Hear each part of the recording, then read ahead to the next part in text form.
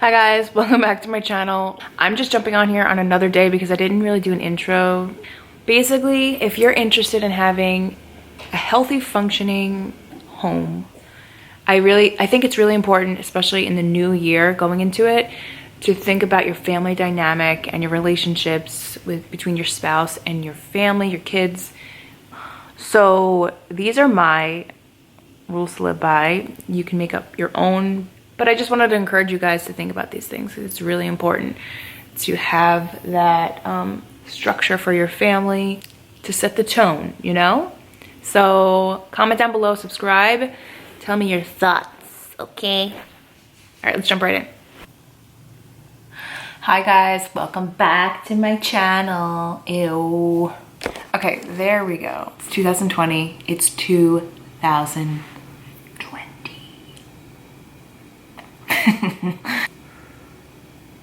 Okay, I'm good. Before the baby wakes up, let's get it together. Our house rules 2020, a new standard of living. That's what I want to call this. This came about because, as you know, I told you guys I went on an unintentional break from YouTube, but not only YouTube, it was pretty much all social media. I kept hearing from like podcasts and sermons and through conversations or even just talking with my husband, whatever it is, like I just felt like it was on my heart to just have some sort of digital detox. And it just came natural. It wasn't even like I forced myself or said I'm not going on for this amount of time. Now that I have a baby, my attention has to be on her and what I'm doing, and the little time that I have to get things done. So it's just like, ugh. I just believe that balance is key. But anyway, one of the podcasts / sermons that I heard that really helped me was BRIDGETOWN Church, which I've talked about so many times on here. A life without noise and distractions and all that. And I love it. He's just so amazing. Like this one looks like that. Him and I guess some of the leaders there go by house rules. I thought it was genius, and I just wanted to set the foundation, set the tone and set the foundation for our house. And me and Danny wrote out some rules. I think there's only 6 or 7. We kind of cut out some, we talked it over. The first one for me and Danny is do not enter the house while talking on the phone. That is a big one for me. I just feel like it's rude, like people are in the house, you want to say hello and you're just giving me full attention when you walk in the house. So that is a set rule for us, that we will not be on the phone. We'll call the person right back if we enter the house. And I think that it's good for anyone to live by. 2, no watching movies or shows in the bedroom anymore. Danny and I did that in the old apartment all the time. I always said that I want to live by, like, when I'm married, I don't want to have a TV in our bedroom because I just feel like it's a distraction. It's not meant to go in the bedroom. It leaves no room for you to have intimacy and communicate or read a book. And it's like, let's turn the TV on. So that was something I always said. That was a rule for me. But I never thought about like our computer. I never thought about Netflix. I never really considered it. And we didn't have a couch that was comfortable in the old apartment. So we were like, let's go snuggle up in bed and watch a show, watch a movie. And that's what we did. So basically it was like having a TV in our room. But now that we have a new apartment and we bought a couch and we're able to snuggle on the couch, we are going to stick to watching that out there. And then our bedroom is for sleeping and quiet and peace and intimacy, and that's it. The only time that is the exception to the rule is which the Wi-Fi for our smart TV is sometimes goes in and out. And if there's something like we set, like, oh, it's a movie night, or we wanted to watch this specifically and it's really not working, and we're just like, all right, well, let's go watch it in there. So that's the only exception. You can have your room be a separate space where you feel calm, and just, it's meant for you guys. It's meant for that. Okay, so this next one we crossed off. We didn't agree on that. The next one, 3, is the phone goes in the drawer before bed and does not come out until after coffee and devotions prayer. That's a big one. So I actually have been putting my phone in the kitchen on the charger on the counter. and leaving it there. I have brought it in here, but I really don't go on it past a certain time, and I don't go on it in the morning. So I don't really have that struggle anymore, but it is interesting to not have it near my bed at all at times. So for this rule is, to me, is like, when you're laying in bed by yourself or with your husband, it's so easy to go on your phone. It's so easy because you're laying there and you're thinking and you just want to scroll, or you just want to see what's going on, or what happened the night before, or what this person's doing. And it's so easy for you to go to bed seeing something that disturbed you or triggered you or made you feel less than, or you comparing yourself. And then you have all of that in your head as you go to sleep. And then same thing in the morning. The first thing you do is go on your phone. What happens? You're susceptible to whatever is being fed to you.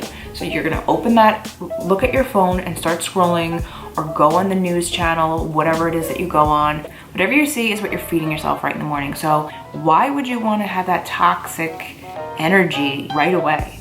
You don't really think about it. I mean, you don't go on there looking for bad stuff and hoping that's gonna ruin your day, but it's just like a little thing that's going to trigger and like start rolling out your morning, you know? Plan to protect your mind.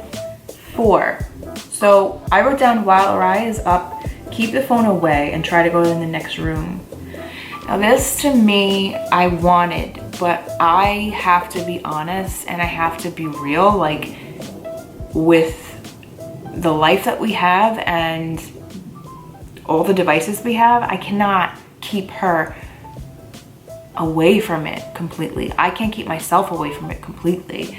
And it would be really unrealistic for me to say she can't see us on the phone at all. What I said is like this: try your hardest to keep it away and have a time for it, but specifically when like she's up and either you're seeing her for the first time, or she's waking up from a nap, or you're coming in the house, or you're feeding her, I'm feeding her, or we're having playtime, do not have the phone there next to her, like, or in your hand as you're with the bottle. Like, I've done that. Danny's done that. And it's like, that's the times where you can catch yourself and really like be determined to not, because she's feeding, she's looking into your eyes. That's like an intimate moment where she sees that you care, that you're not distracted, that your focus is on her. Or when we're having playtime or whatever, like not just grabbing your phone every second, you're giving her that quality time. She's growing up knowing that that's normal. Not being on a phone is normal. Those are healthy ways to live by, where it's like more realistic, rather than be like, don't go on your phone at all in front of the baby, because is that really gonna happen? Maybe, some people. Clean up after yourself. So this rule for me and my husband, when we first moved in, it was like upside down, boxes everywhere, no organization, which is normal. But I was like really anxious to get it all situated, and it's still not situated at all, but it's getting there. And I have to calm myself down and say, it's not that serious, you will get there. But I really just want to be organized and really tidy. 2 requests I had for my husband that were specific, because if you just write down, be clean, keep the house clean, like, is that really gonna help? For him, the 2 things that I requested, I was like, look, I will worry about the nursery, the living room, the kitchen, and obviously the other rooms, but clean it up after yourself when it comes to the bathroom and the bedroom. We've never shared a closet and dresser in the same room. In our old apartment, he had the back room where his closet was, and all his clothes and his office and all that. And our room was my little, like, I had my dresser there, my clothes in that closet. So I got ready there, and he got ready in that room. And it separated us, so it's like, his clothes would not be piled up on the bed. It would just be mine. But anyway, now that we're living together and she has her own nursery, it's like, oh, we have to share this closet and we have to share a dresser in the room. So I'm like, babe, if you're gonna pile your clothes on the bed and leave them there, it can't happen. The bedroom, fold your clothes, put them away. The second is the bathroom. after the shower, when he's brushing his teeth, when he's washing it up, sprinkles of water everywhere, on the floor. He just never realizes it. He just will let it sit there and not even think twice about it. And then he'll shave and it's everywhere. And so I'm like, this is what I request. Please clean up after yourself in the bathroom and the bedroom. You know, so if you have like specific things that you can just ask or request that we respect, it's a lot, it would be, I feel like, a lot easier than just saying like, don't make a mess, clean up after yourself. You know? And lastly, 6 is commit to one day of the week that is fully dedicated to family, no phones, no work, just quality time, God, activities, or fun errands if needed. It is harder than it sounds. It's the most beneficial thing, but it's really hard to just say no phone and no emails, no work. Anyway, so I just said, let's just dedicate a day where our focus is on our family. It leaves more room for God and quality time and food and wine and just good times. So that is our little house rules for 2020. It started early, but I'm really excited. It just makes me feel at ease knowing that there's like a common ground and things to live by so that it can have just a more well-balanced home. I hope that you guys think about doing something similar, and I would absolutely love to hear your ideas if like there's something that you live by, or if you think of something that maybe I can include to my list. I like structure. Love you guys. Have an amazing, amazing week. First week of the new year. Ciao.